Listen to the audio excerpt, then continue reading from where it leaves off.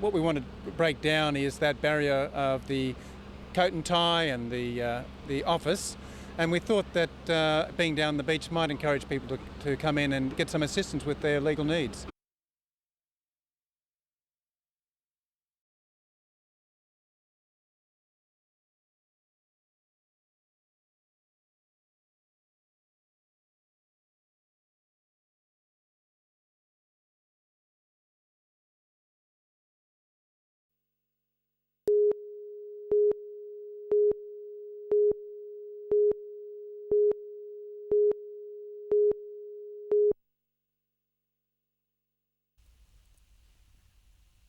With so many young people preferring to head to the big smoke, the Young Farmer of the Year award is a tribute to the commitment and achievements of young agricultural enthusiasts.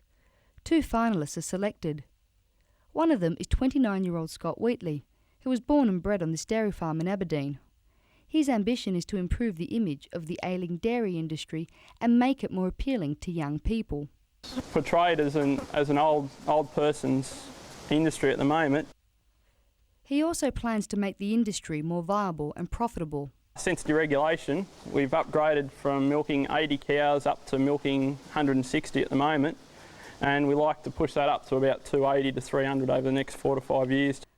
Lachlan James, a 28-year-old agricultural teacher from Scone, is the other Young Farmer of the Year recipient.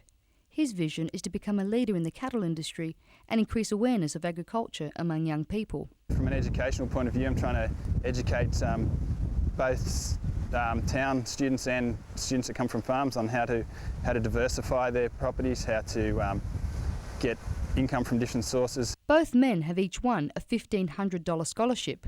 Scott plans to fly to Ireland on a Dairy Farmers Youth Exchange program. Lachlan plans to fly out to Western Australia to visit various cattle breeding operations. Daniela Antilli, NBN News.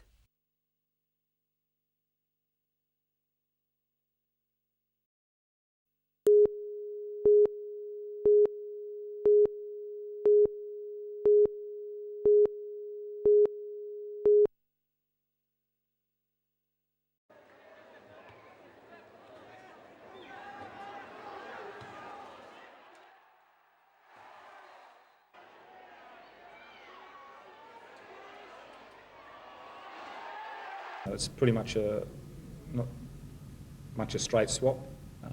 Rich is an attacking sort of midfielder, and Ryan is as well. And Ryan most probably gives us that little bit more depth on the left-hand side.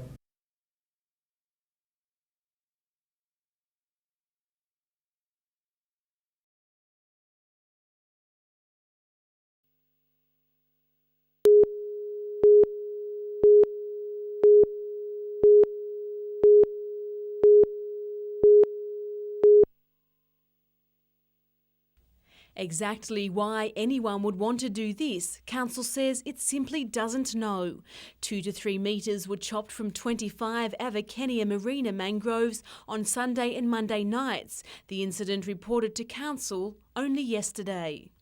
Shrewsbury Landcare Group that's been extremely active in rehabilitating this area over the last 5 years at least, and has come quite some way, and this is a very significant blow to the work they've done out here. The species is integral to the natural drainage area, providing a habitat for bird life, fish and micro and macro invertebrate. Newcastle City Council is assisting New South Wales Fisheries with its investigations, today questioning people in the local area. The incident has outraged locals who frequently use the nearby bridge as a link between Tighes Hill and Islington. I was quite surprised by it. I thought it was just horrible. Nobody should be able to, just cut something down like that. Anyone with information on the incident is urged to contact New South Wales Fisheries. Colleen West, NBN News.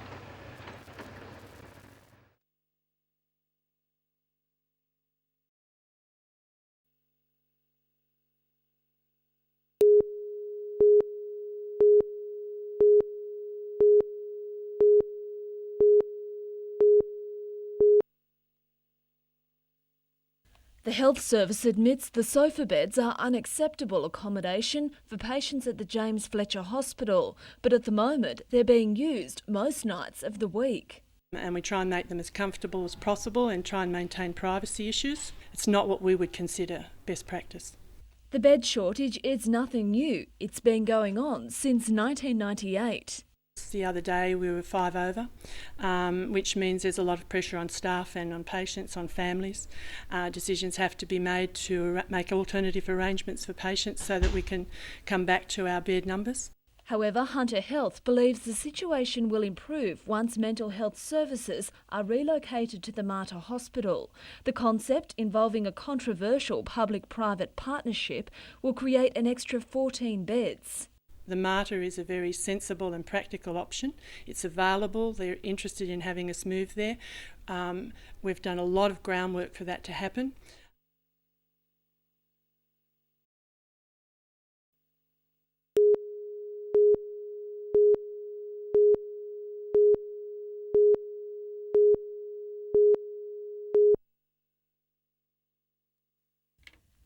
Last October, this bushfire swept through 2,000 hectares of bushland at Williamtown. The impact of the blaze devastated our wildlife. Up to 450 species were found dead, including 44 koalas. Kia is one of the lucky ones. She's one of 10 koalas rescued by wildlife volunteers from the Native Animal Trust, who ran a 5-week rescue program after the bushfire. Kia was one of our worst burnt koalas. She's in her second stage of recovery now. Her injuries were severe. She was completely burned, so she's lost 6 nails off her feet and hands. She had a piece of ear fall off. After 6 weeks in intensive care, Kia was placed in this cot where she's been looked after by Rhonda. The cot keeps her indoors, while the material wrapped around these gum trees protects Kia's badly burnt claws when she's climbing. In a few months, Kia will be moved to this gunya, preparing for the final stage of rehabilitation, which involves climbing proper gum trees. As for when she'll return to the bush, it's hard to say, but we're hoping within 12 months. Daniela and Tilly, NBN News.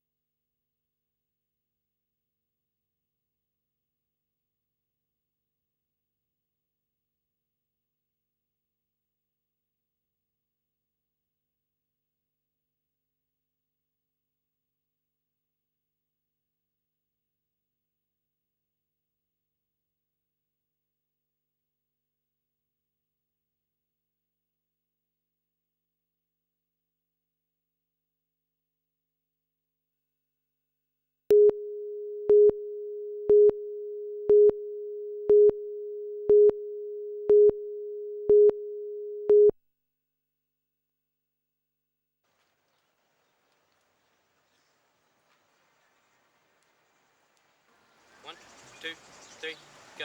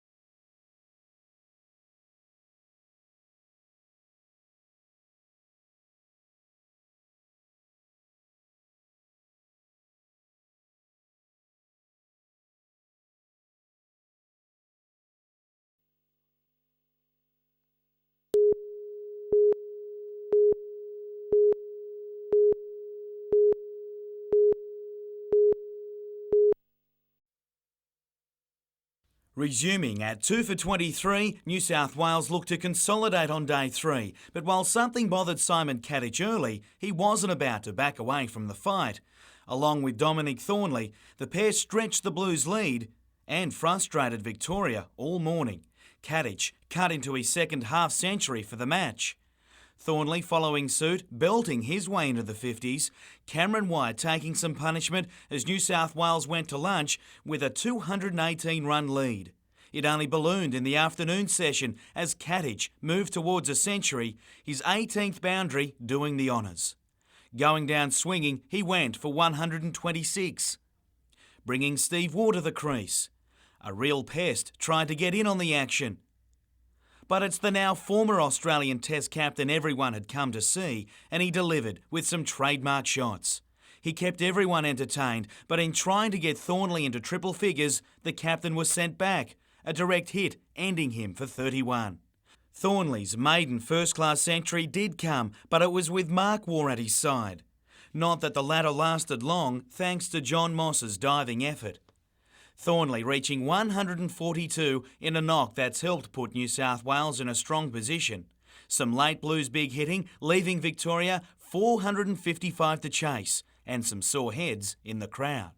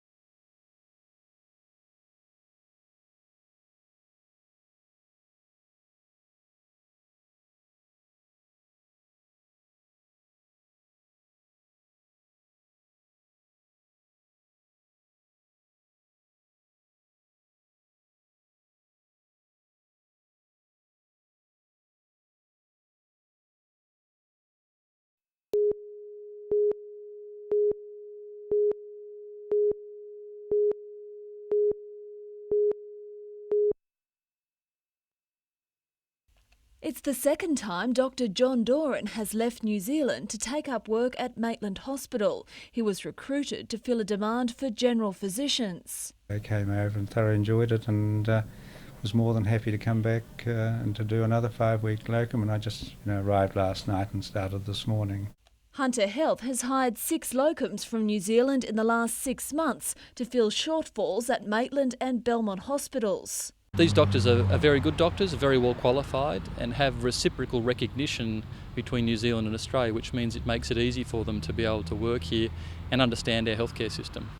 While the government has been criticised for offering financial incentives to entice locums, Dr Doran says he came because he wanted to see Australia, and he has his own thoughts on the doctor shortage. It's been with us now for some time, it's not going to go away, and it's not just a Maitland problem. It's not just a New South Wales problem, it's really a universal problem. Hunter Health admits recruiting doctors from New Zealand is a short-term solution. On average, they stay a maximum of just 1 month in the region. Dr Nigel Lyons believes ultimately more Australian graduates are needed, especially to meet a demand in regional and rural areas. Lyndall Derrig, NBN News.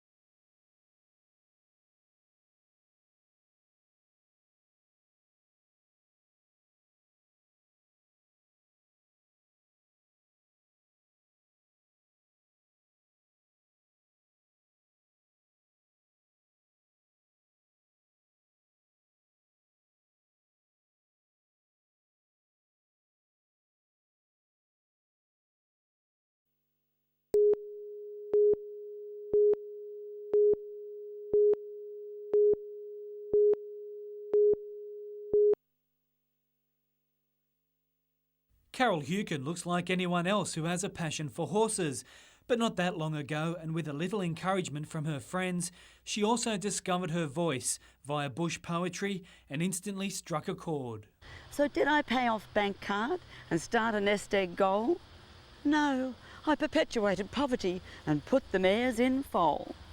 In a little over 12 months, Carol has published and sold out 2 books and been crowned State Bush Poetry Champion. Not bad considering her first recital was only at last year's Country Music Festival in Tamworth, where she came 3rd. There's a real revival in bush poetry, and they've got their groupies just like the country music people. This year she's going back not only to win gold, but also as a performer. One poem sure to get a run was inspired by a trip to Sydney in her trusty old Land Cruiser.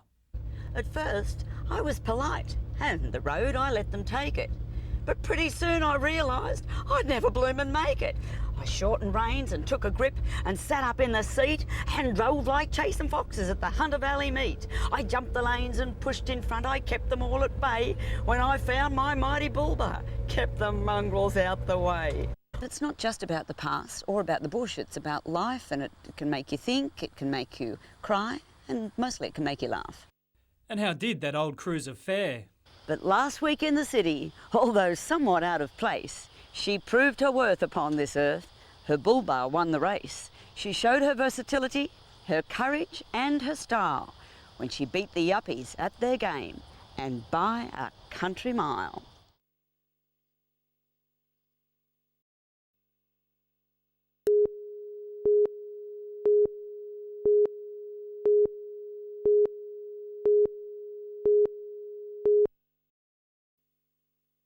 A pelican didn't seem to mind, but there's certainly a strange feeling underfoot in some sections of Lake Macquarie.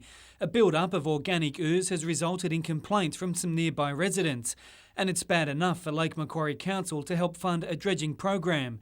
It has identified 5 areas for dredging. They include Swansea Flats, where a man almost drowned last month, the sludge being blamed as a contributing factor, and popular Warners Bay. We've recognised that we do have to do something about it in some areas because we're dealing with amenity. These are areas where people want to swim or recreate, and we also have a problem with very foul odours that are coming off from this material affecting people.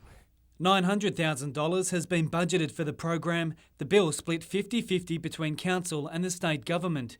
Council has to first work out the best method to remove the sludge and the most cost-effective way so all 5 sites can benefit. Our focus will always be on the catchment to try and stop the materials coming into the lake. If we just, in my view, if we leave the lake alone, it will probably accommodate this and correct itself. But unfortunately, we don't have that luxury to do that. Work should start around mid-year. Cullen Robinson, NBN News.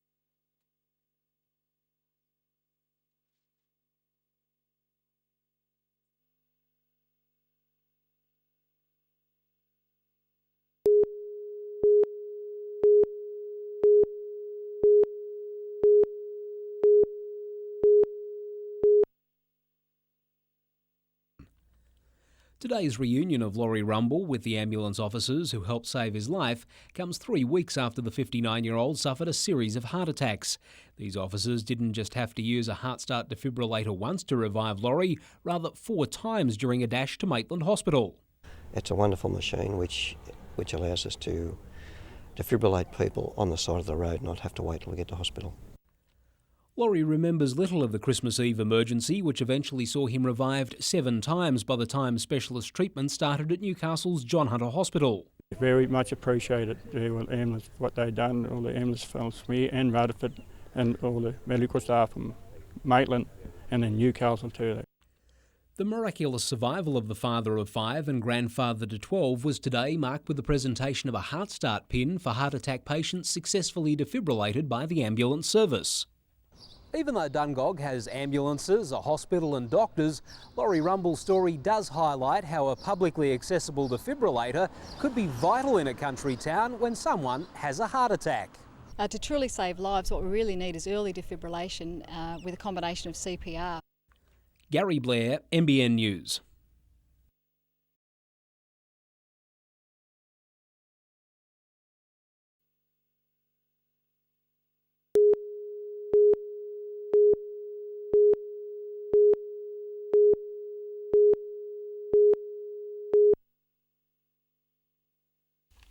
This is just a normal day at the Mater's Oncology Department. It's always busy and the waiting rooms are always full, with up to 135 people receiving radiation therapy daily. And it's predicted things will just get busier. We know that with the ageing population and the steadily increasing incidence of cancer, we know that to serve the Hunter and beyond properly, we're going to need 5 linear accelerators by around about 2007. And that's not far away. Currently there are 3 linear accelerators. 2 more were promised in the state budget. Now the Health Department is looking to redevelop the Mater under a public-private partnership funding arrangement. Doctors are steering well clear of the political debate about using private money to fund the public health system. They just want more treatment facilities. We would support any meaningful dialogue that would ensure that the people of the Hunter get good cancer services. How that's funded and when and who is up to the community and our leaders. It's estimated an additional 900 people a year could be treated with the new equipment. Tanya Carlisle, NBN News.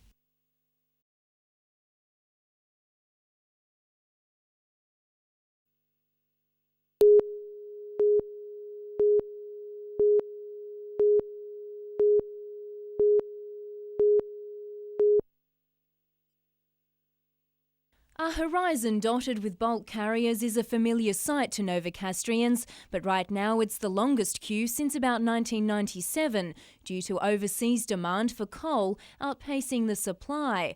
And while the ship's crews are waiting several weeks to berth, Providor Jungsu Kim and other ship suppliers are rejoicing. I'm very happy because in crew they stay more days. They spend a lot of money for Newcastle economy. He delivers vegetables, meat and mechanical parts by boat to the floating city of 40-plus ships, with each crew buying on average $7,000 worth of supplies. And there's also an increased workload on the Westpac Rescue helicopter. They're usually called to a ship once a month, but already there's been 3 in the last few weeks. We picked up a sailor that was just ill, another one with a large fish hook through his hand, and a third one was a guy with actually severed fingers. Obviously none of these have been life-threatening situations, but they needed hospitalisation and the helicopter was the only way to get them off. Meanwhile, 3 of 4 Turkish sailors who failed to return to their ship in Newcastle earlier this week have been tracked down. According to the Maritime Union of Australia, 3 of them have been located and taken to a detention centre, while 1 is still missing. Jane Goldsmith, NBN News.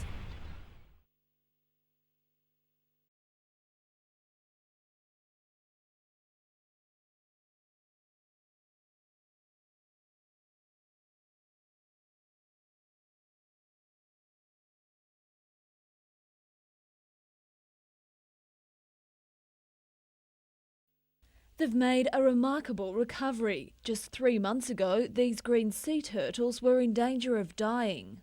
Most of them were just lethargic, depressed, non-responsive. They weren't eating, they were floating a lot. Most of them unfortunately have died or have had to be euthanased. This turtle was one of 13 from Port Stephens which died from the illness, but fortunately his female colleagues have fared better. They were nursed back to health at the Sydney Aquarium. Today they were measured and tagged and strapped into their specially designed harness and driven home to Port Stephens. 3 hours later they arrived and by then had picked up nicknames of Thelma and Louise because of their road trip. Teamwork was needed just to get them on board the boat. One of them weighs 120 kilograms. They're really familiar with their local environment and that's why we really had to bring them back. The turtles, which are threatened species, are believed to be at least 50 years old. They've only just begun to breed. That's why ensuring their safe return to the water is so important. This afternoon they received a warm welcome back into their marine environment. It only took a few moments to realise they were well and truly home. And the good news is wildlife experts are confident they'll survive. Lyndall Derrick, NBN News.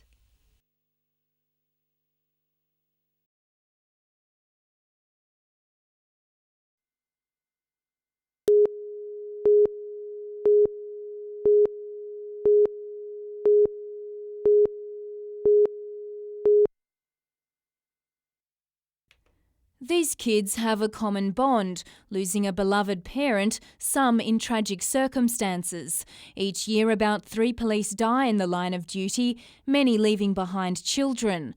A group of police officers devote a week of their time to run the legacy camps for the children of fallen police. A tribute to our fallen colleagues, and a lot of them do have kids that are left behind, and we make sure that life goes on after their dads or mums have died. And the bonds between these 24 kids are obviously very strong, many returning to the camps twice a year. So we get to talk about our experiences and work through our grief and stuff, and just have a good time in general, like live life to the full. You make so many friendships, they know what you've been through, and just the experiences that you have with them, you're just best friends with them forever. Jessica Eade and Alicia James have forged their friendship over 8 years at police legacy camps. Alicia is about to move from Tweed Heads to Newcastle to be closer to best mate Jess. Her mum's letting me come down and we're going to move out into a granny flat together and we're going to go do TAFE together. And so even though a parent is irreplaceable, these camps go a little way to easing the pain felt by all of the children. Jane Goldsmith, NBN News.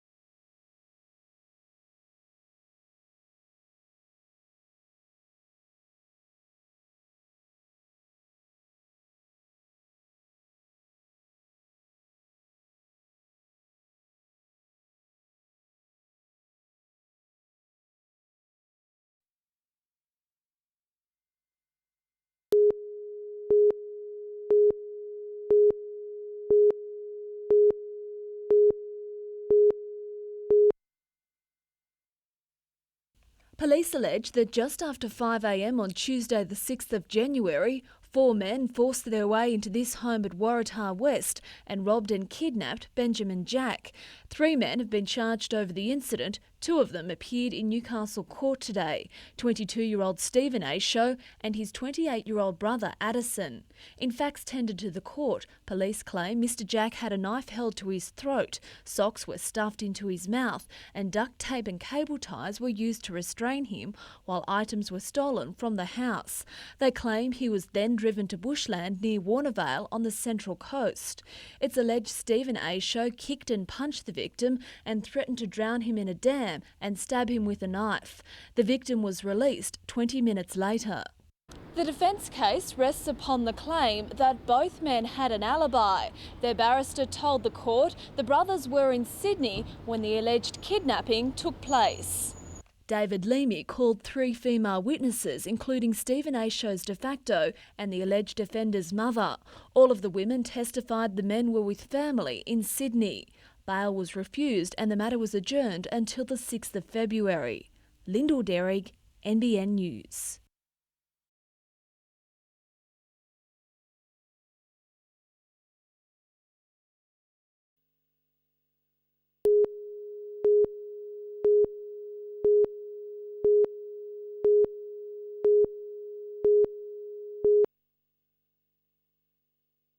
There's no question the Hunter Valley is greener than it was a year ago, and with more feed available, farmers are restocking their properties. A large crowd rolled up at Maitland's sale yards this afternoon with 800 cattle of outstanding quality on offer.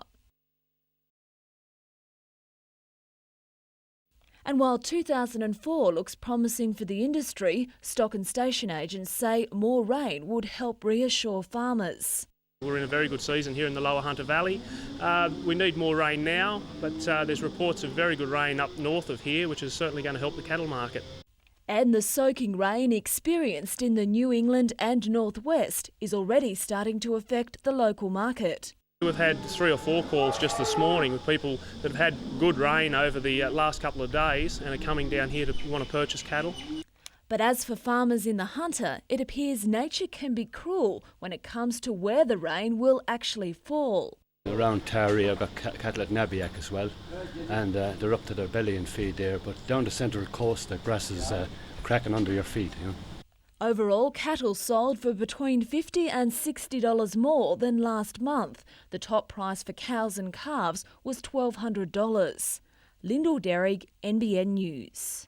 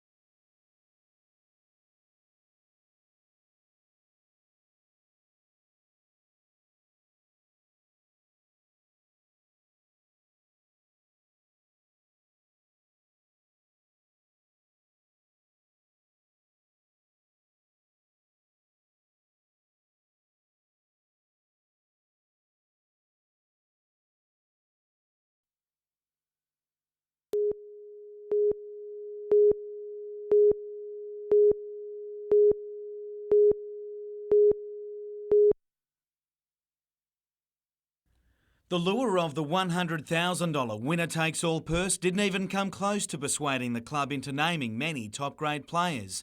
New recruit Russell Richardson would like to think he'll become one of those this season, and he gets his first chance to impress on-field at his debut Sevens tournament. I'm the oldest bloke on the field, I think, for us, and geez, I've never had that before, so hopefully it'll be a successful tournament for us. Aged 26, it leaves a young side that includes some former Newcastle Rugby League players getting the nod in former Wests fullback Trent Sorkeld and Terrace try-scoring machine George Carmont.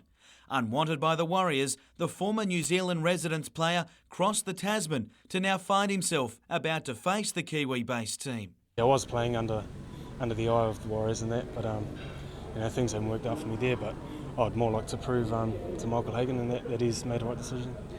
Luke Quigley had to make the hard one today, withdrawing from the team as a foot injury dogs him. But Richardson already knows he's made the right move in coming to Newcastle. I'd like to play the year out in first grade, that's my aim. Jim Callanan, NBN News.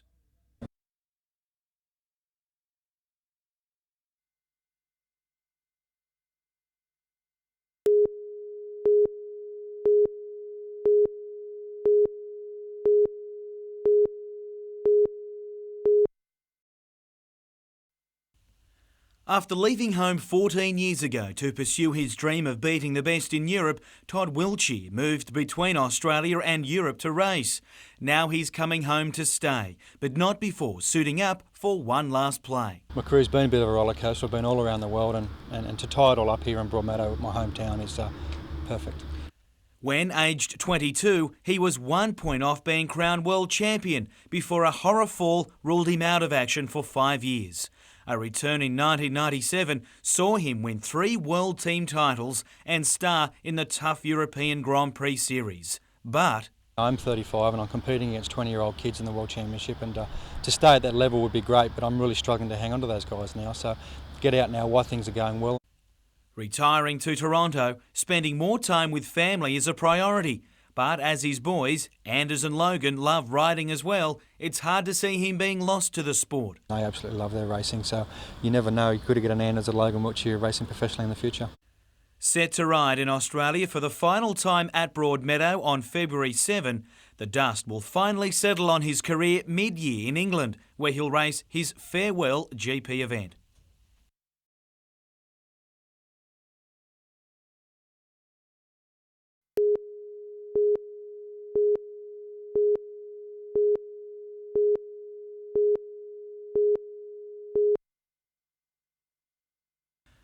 Four years seem to have flown for Belmont-based Chris Nicholson, but he much prefers the situation he's in now compared to the drawn-out process just to qualify in 2000. Last time I head on into probably one of the biggest court cases in sporting history, and we're a lot happier, a lot smoother.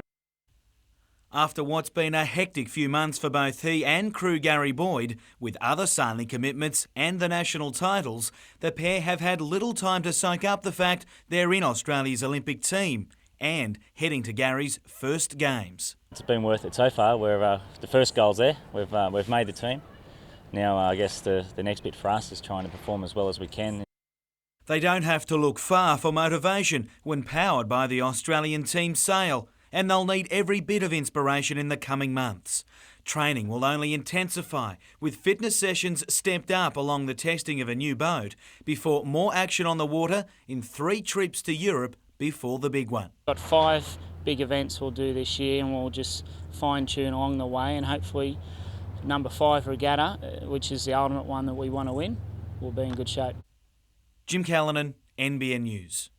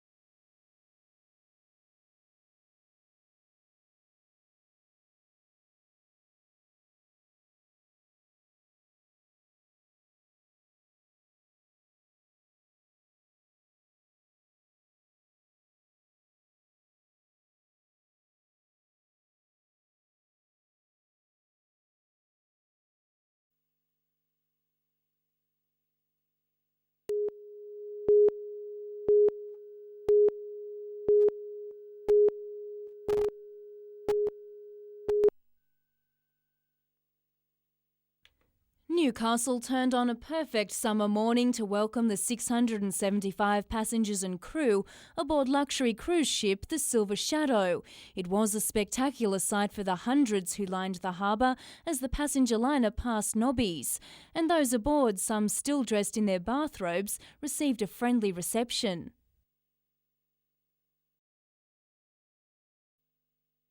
The six-star cruise ship boasts the best of everything, decadent dining rooms and even an opulent velvet-clad theatre. But it all comes with a price tag to match, up to $3,000 per room per night for an all-inclusive fare. Hunter Tourism wants to secure up to 7 international cruise liner stopovers a year, which would provide an economic boost of $1 million per visit. We're out there all of the time, marketing, talking, dealing with the cruise lines to try and develop this as a new destination. And they've already booked the Silver Shadow for another 2 visits over the next 12 months. I have a lot of interest from a number of different companies, so there's some very serious and firm interest, and after Silver Seas have made this commitment, the interest I expect would rise. Silver Shadow sails at 10 o'clock tonight. Jane Goldsmith, NBN News.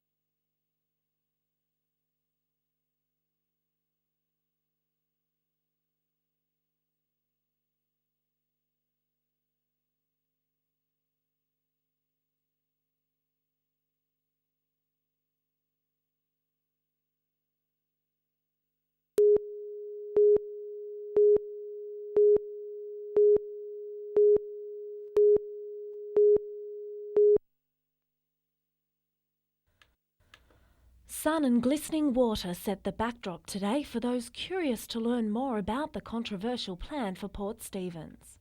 Tours have been great. What they give us is the opportunity to just open the doors to the public and just show them what pearl farming is all about. We're getting a good response. Port Stephens Pearls is currently making a second bid to get the new farming venture approved by the state government. The company blames public misunderstanding for the initial rejection of their development. Updated details on the project are being displayed, with residents having until March to make comment to the Infrastructure, Planning and Natural Resources Department.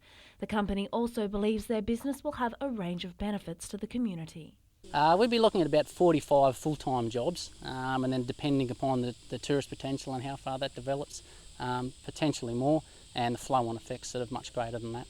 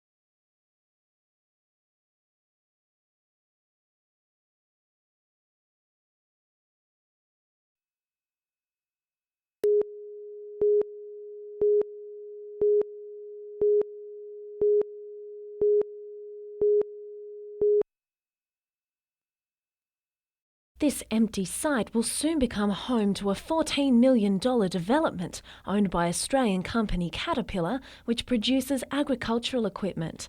3 large warehouses will be built on the 2,000 square metre piece of land and will be used as workshops as well as a retail outlet. It's very exciting that we'll have something of the magnitude of this development in Maitland, particularly in our industrial area. Mayor Peter Blackmore says it's a major coup for Maitland.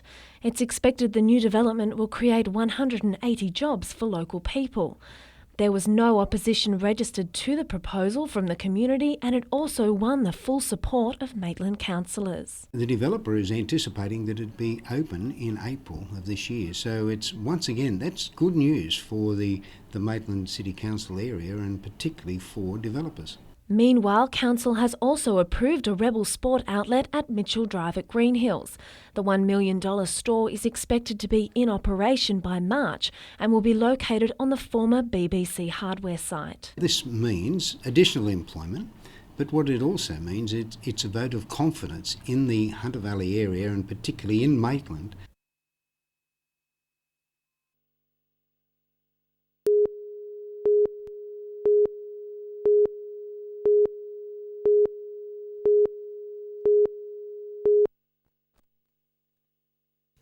The lightning show started early yesterday evening off the coast, keeping seafarers on their toes.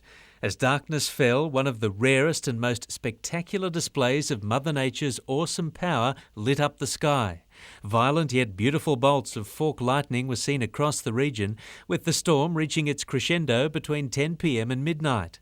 More than 3,000 individual strikes were recorded, with many upsetting power supplies. Homes were blacked out across suburbs in Newcastle, Port Stephens and the Valley. 2 coal mines near Singleton were also left without power. Several thousand customers would have been affected. We were able to switch around a lot of the damage to our network pretty quickly and get most of them back on.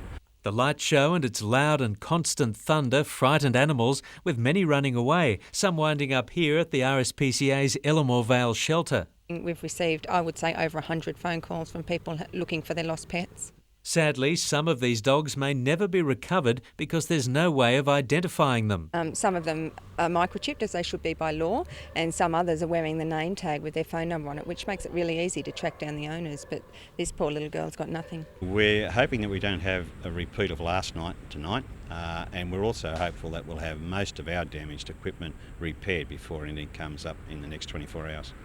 Paul Lobb, NBN News.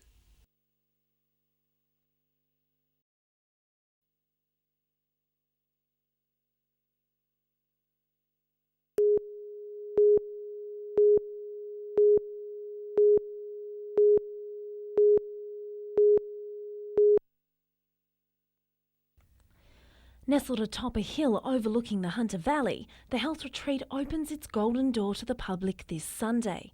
And while finishing touches were being completed today, it's expected to offer a new standard of luxury for those wanting to better their sense of health and well-being. This resort's tailored to anybody who's interested in getting a result, who wants to achieve more in terms of their health and is looking to improve their sense of well-being. The resort can accommodate up to 120 people in one of 74 luxurious villas, each with their own pristine view of the Hunter Valley. It also includes a pool, gym and aerobics facilities, a tennis and basketball court, and offers a range of wellbeing programs tailored to each individual's needs.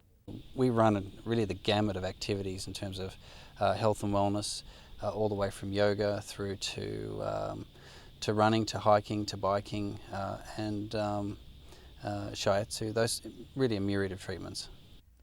But this kind of luxury comes at a price. A little over $3,000 a week, and that's, as I say, totally inclusive. So it's very affordable when you look at other holidays or you look at other spa destinations. I think it's great value for money. Christy Carter, NBN News.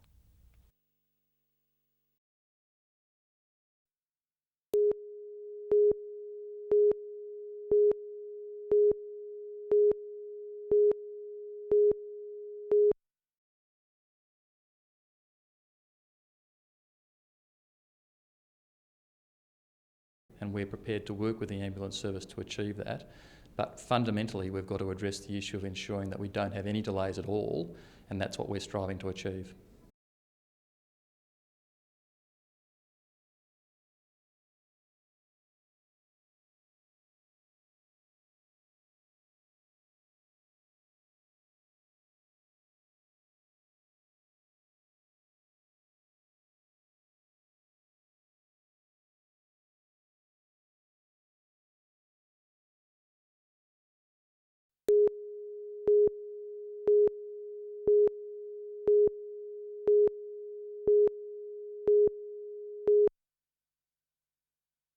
It may have originated in America, but these girls are putting a new spin on cheerleading. They're fit and coordinated, and last night converted their nervous energy into confidence to try out for the Newcastle Knights cheer squad.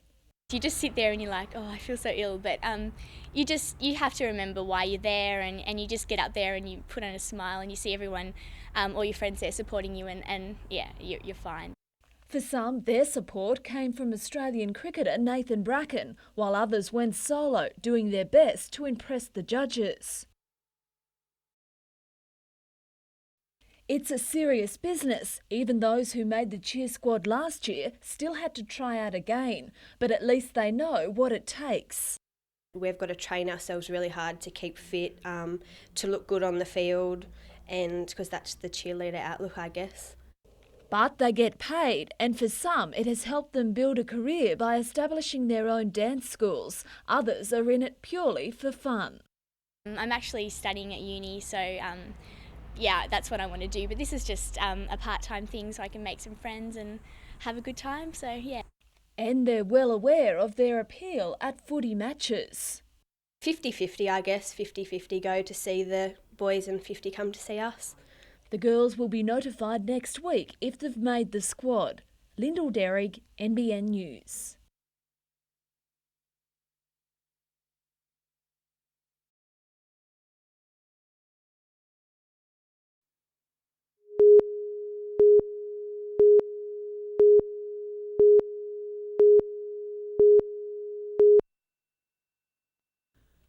Photos of better times, but Ian Crook isn't hiding from the present. He'd just prefer it was different. There's too many sides that we're going to have to expect to all fall in a big heap, and I don't think that's going to happen now. Newcastle started well enough last night and had several chances to take the first goal. But it was goalkeeper Tom Willis who maintained the deadlock as both sides started the second half scoreless. After picking up a booking in the first term, Peter Sekenis could ill afford any further indiscretion, and while considered harsh, his game ended in the 72nd minute. The impact was immediate. From the ensuing free kick, the man he had been marking in Pablo Cardozo was left free to net the first. Mitchell Johnson almost drew United back level. But in the effort to get forward, Newcastle was left exposed at the back and Cardozo pounced again. Even with 3 rounds remaining, United is well out of playoff contention, but there is still something at stake. From now on, it's just up to us as individuals and collectively to make sure that we show a bit of pride at the end of it. You'd think contracts for the new league next season may also be an influence. Jim Callanan, NBN News.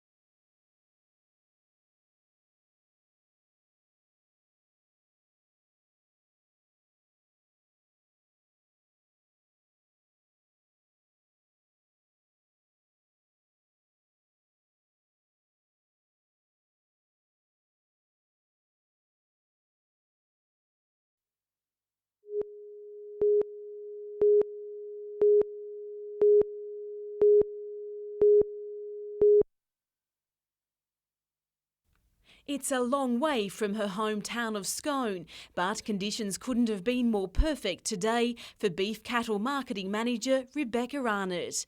The 34-year-old was in Sydney celebrating after being named the New South Wales Rural Woman of the Year. I'm still completely overwhelmed and humbled by the whole experience. Arnott has devised a system sure to leave any steak lover salivating. It involves making the Meat Standards Australia system compulsory, ensuring that consumers know exactly what's in the product they're buying. By grading beef using MSA, we can guarantee the tenderness and eating quality. And like wine, a good meat product would be easily recognised by its label and price. I think the research has all been done. We know how to do it. We've just got to encourage industry and all stakeholders to adopt that, from farmers through to the wholesalers, retailers and even restaurants and butcher shops. The born and bred country girl will use $15,000 awarded to her last night to further studies of beef markets in the United Kingdom and United States. And in another coup, Rebecca has received a job with the Australian Agricultural Company in Brisbane, capping off an already successful career. Colleen West, NBN News.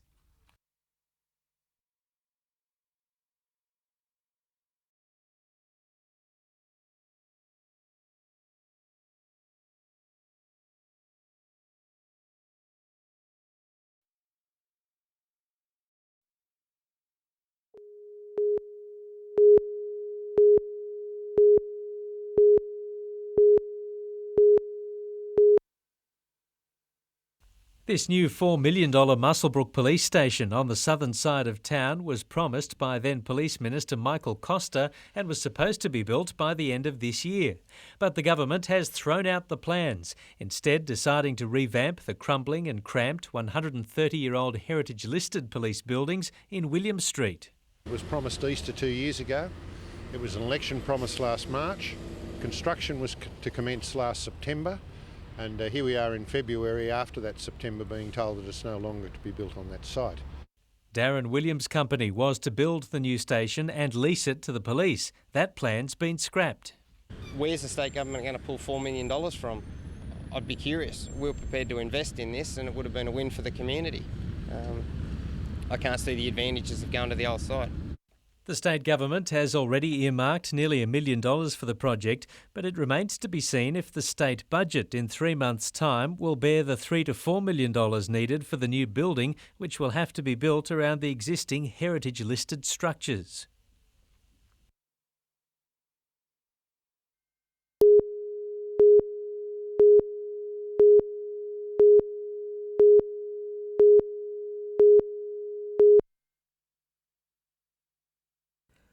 Meantime, the part owner of the vessel at the centre of the investigation, Mark Wanless, today pleaded guilty to the possession of an unauthorised firearm after a rifle was found on the South Seas 1 while docked at Nelson Bay.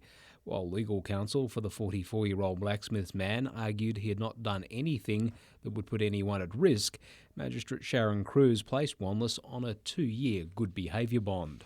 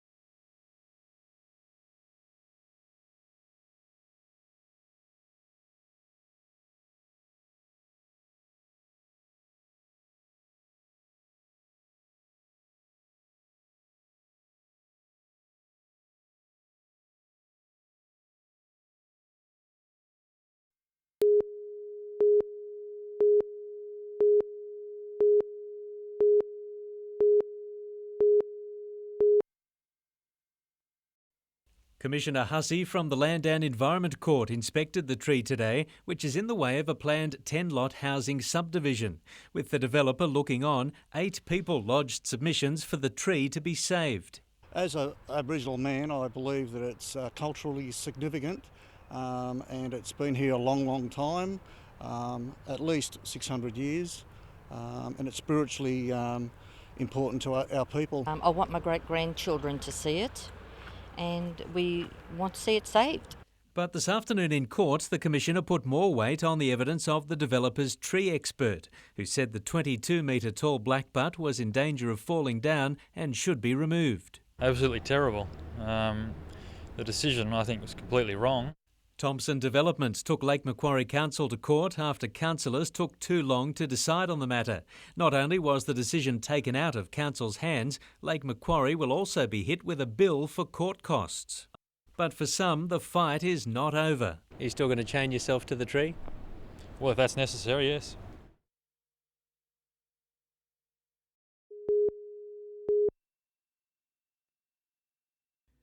In less than ideal conditions, the final few made the most of what little Avoca Beach had to offer. Among those to impress was Copacabana pair Rebecca Woods and Matt Wilkinson, both starting the event clear favourites. The Pirates are tonight in Kalgoorlie looking to square things up with the Wildcats after Saturday's 7-point loss in Perth. Leading by a staggering 26 points at half-time, the Pirates again failed to finish off as Perth not only caught up, but appeared to do so with ease. A relaxed Alan McCowan helped to change the crowd's tune. But the silence was brief, the Wildcats pulling out all stops to come away with the win, setting up tonight's showdown. Better luck though for the region's juniors at Terrigal, with the Newcastle Hunters under-14 side beating the Gosford City Rebels 78-68 in a pre-season trial.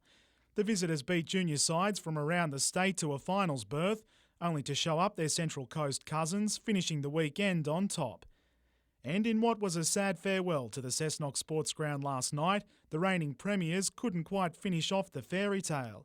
Kurri Kurri edged out the Goannas by 2 points to secure the charity challenge in the annual Rugby League Coalfields Battle. Adam McIlwright, NBN News.